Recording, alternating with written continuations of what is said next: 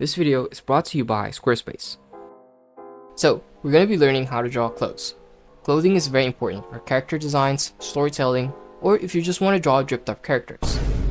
I'll be teaching you guys the techniques and method that I use to draw clothing folds, and also share how I color and paint my works at the end. So, let's get started. To understand how clothes work, we need to solve one problem at a time to avoid overcomplicating the process. Here are the sections that we're going to be studying. We have simplified forms, method and techniques for folding, and lastly, painting techniques. We first need to get the overall form or shape of the clothes. It is best to simplify it as much as you can, so some level of shape and anatomy fundamental is going to be necessary to understand most of these concepts. So let's start with the figure character that's going to wear the clothes. Another factor that you should worry about is you're not just drawing the clothes or foldings. You also have to understand what you're drawing beneath it. That's why you need to learn shapes and anatomy first, before you start drawing clothes, fabrics, or anything that folds, because it would ultimately take whatever form it is covering. So I suggest learning shapes and anatomy fundamentals before going in with the clothes, because trust me, it would be so much easier for you to draw if you understand what you're actually doing. But assuming that you already know all of that, let's continue. I did simplify the body since we're going to be focusing more on the clothing. Once we have our base, we can now work on the simplified form for the clothes. To simplify, you can basically take the outline and get a silhouette of the reference. You can also make 3D shapes to simplify the clothing and separate them according to the shapes. You might not see any 3D shapes, and that's okay, but if you want to be a more efficient artist, you have to look at the clothes as a pattern of shapes. Always think about what's the simplest form you could draw that will resemble the clothes effectively. Each clothing have their own parts and sections that follows their own folding direction. So it is essential that you think of them separately instead of one big sheet that gets easily influenced by a single movement. So yeah, different parts have different folding patterns. It is best to isolate parts like sleeve, hoodie, scarf, pants, and other clothes. Those parts have their own folding conditions. Okay, now back to the drawing. Once you have that shape, you can now work on the details. Here I'm going to go ahead and demonstrate how we can add interesting folds that I'll be explaining later. For now, observe and try to catch the technique that I'm using. It's also important to know the purpose of the fabric. Is it going to be wearable? Is it going to be for decoration? And what's going to be the material? You should ask yourself those questions before you draw folds, because different types would have different kinds of folds. We can categorize them by clothing, accessory, and decoration. They all follow the same folding rule, but it is helpful to identify them by their purpose. Clothing is something that you would wear, along with accessories like a scarf, but they all follow different patterns. An example would be a sleeve. Let's compare a sleeve to a curtain. See, they both fold, but they fold differently. Moving on. To understand how clothes work, we have to understand how folds happen. Folds often occurs when a fabric is close together and will make these complicated patterns. When you consider a subject underneath the fabric would take the subject's shape and form. Gravity is also a concern when drawing clothes, because everything is constantly getting pulled down. Let's take something simple like a sheet. When a sheet is falling down to the ground, it would just lay flat there because of gravity and the flat ground. But it gets more complicated if you were to place a block of cube and then a sheet over it. And as expected, the fabric takes the form of the cube. Of course, folds can still happen even without gravity. And those are just the basic rules. Now let's go over to the techniques and methods on how you can draw folds. Drawing folds are really complicated, but we can simplify it by using a technique called tension points and compression points. So, what is a tension point? Let's start with this. Imagine this as a sheet. Now let's hang that sheet to a nail. Now you'll have something like this. So, what's happening here? This is the tension point. A tension point is something that pulls everything together. Here's another example. Can you guess where the tension point is? The clue is always follow the lines that are leading towards the tension point. Since gravity is pulling everything down, the tension works against it, and it creates these stretch lines. They're actually called pipe folds. So whenever you see a tension point, the lines that follows it are called the pipe folds. Let's take this reference as another example. First, let's get a proper base for the clothes, because like I said, you can't draw clothes if there's nothing holding them. Well, technically you can, but anyway. Here I'm drawing a figure and just sketching around to make an interesting character. I'm also making sure that we get a solid form so that we can visualize the fabric taking shape from the body. So let's focus on the skirt here. Now the tension point is coming from the hands, so we'll draw a point from there. Now, since we're studying from a reference, we're going to start with the outline first. Reference is really important here, because without one, it's going to be pretty difficult to draw folds. After we get a clean outline, we can start working on the tension point. Like I said, all lines should be coming from the point. This part is pretty simple, since we're essentially just copying the reference, but it doesn't mean it would be easy. It would probably take you some time to properly notice these kinds of details. So, to help you guys out, I'm going to teach you different types of folds that you could draw, so you can understand it much easier. But we're going to save that for later. For now, we're going to finish this piece.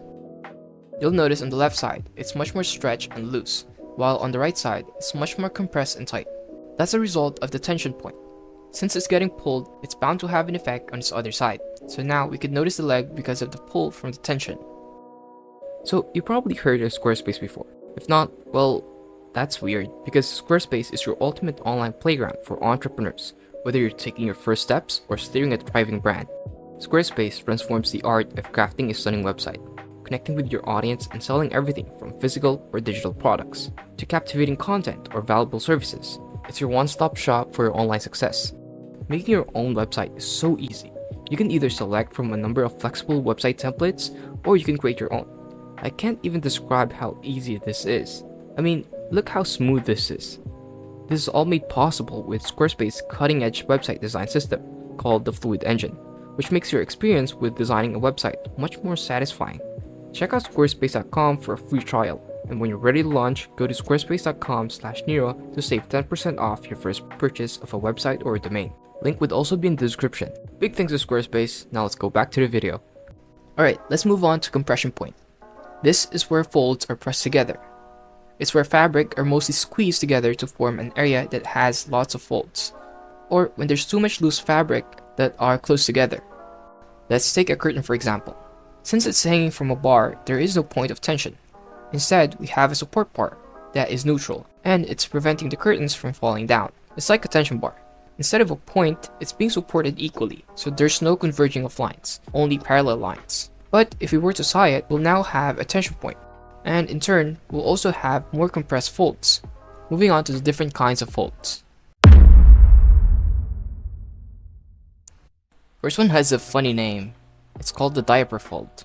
I don't know, they could have picked a better name for this, but weird name aside, this is actually my favorite kind of fold, because you would mostly see them on fantasy anime. By the way, these are actually called paludamentum. They just look so cool and I love drawing them in characters whenever I can. Okay, so how do you draw them? They're actually very simple and satisfying to draw. You just have to imagine this U-shaped pattern that is hanging around the neck. They have this like tension points that is pulling it up. They have some sort of layer that are overlapping each other. You could also imagine them wrapping around the neck like a scarf. So yeah, just draw them like this and remember to use the U-shaped pattern. Okay, next one is drop folds. As you can tell, it's some sort of fold that is simply flowing down.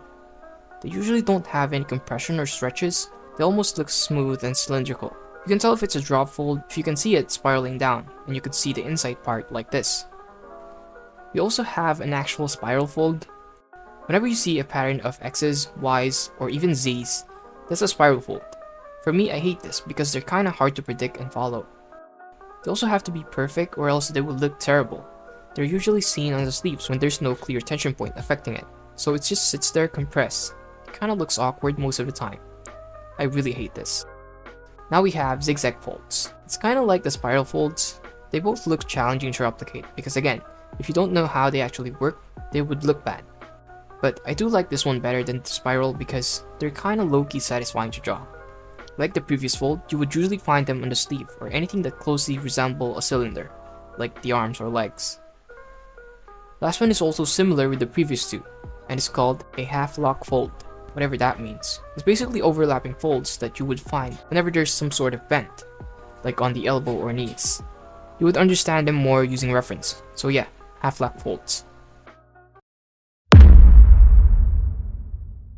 Reference study. See, the way fabric folds and stretches can be very random, so it's very hard to come up with something that is 100% accurate when drawing from imagination. That is why it is important to learn from a bunch of references. But what kind of references? Well, it really depends on what you're trying to draw. But there should be some sort of standards for your references. Always try to learn from images that are taken by a professional with an actual model. because you would not only learn the folds, but you would also get familiar on what's good or bad, like clothing design, lighting, composition, and posing. Since everything is done professionally, you'll subconsciously learn all of those good things. So good references equals good results. Also, try to learn references that is in neutral positions. Only if you're a beginner. Because when there's too much movement, it's going to be a little bit more challenging to study the folds, because now it's inconsistent. So for beginners, stick with the neutral poses.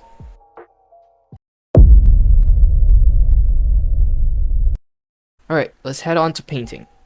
Before you can paint clothes, there are some fundamentals that you need to be familiar with so that you can follow along easily. Those fundamentals are lighting, values, color, and a bit of knowledge about layer blending modes. But I would be explaining some of them, so don't worry. Painting is actually pretty easy if you understand the reference. So let's understand the reference first. First of all, the shirt looks good. It's hella comfortable and a bit oversized, so there would be some loose fabric. Now let's analyze the reference. So first, identify where the tension point and the compressed area is located. Sometimes you wouldn't find any, but sometimes you would. And in this case, we could see some foldings that is happening on the upper arm and the shoulders because of how the arm is posing. So that could be our first tension point and could be our compression area. The other one is where the shirt is tucked in. You could actually see some of it. The tension point here is the pants. So the whole shirt basically flows down until it overlaps with the tucked in part of the shirt. So we'll have these folds right here. There are some subtle folds, but we're just gonna paint them later. Moving on to the pants. This one is very simple. The pattern here is just flowing down and then stopping as it reaches the shoes, where it's getting slowly compressed on its way down. You can even compare these pants to a curtain, since they kind of function similarly. Now let's actually paint this. Start with separating the clothes using layers. Add the base color on each of those layers.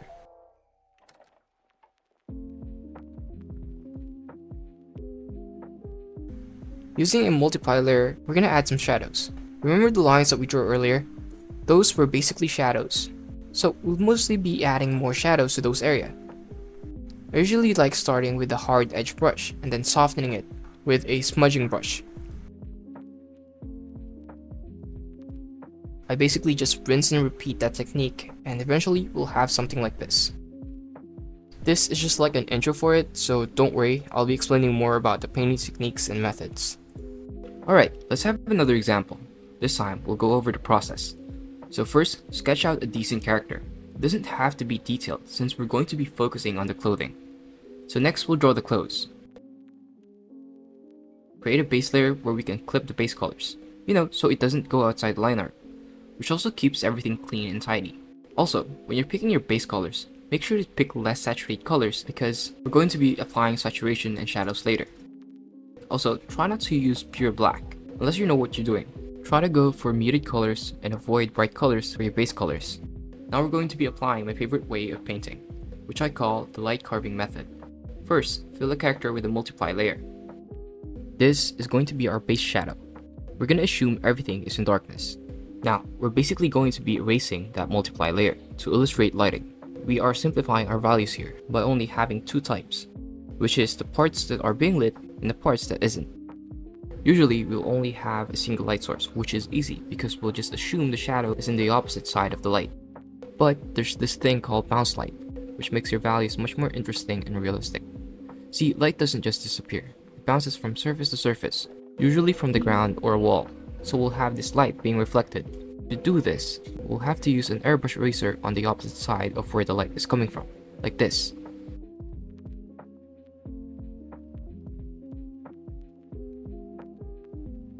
After that, we're gonna add more values to make it more interesting. To understand values better, let's divide it into three types. We have the core shadow, midtones, and the light. It's gonna look like this.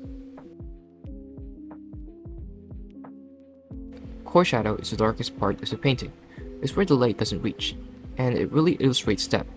Next one is midtones. I usually apply midtones in between the light and the shadow, which makes it 1,000 more interesting.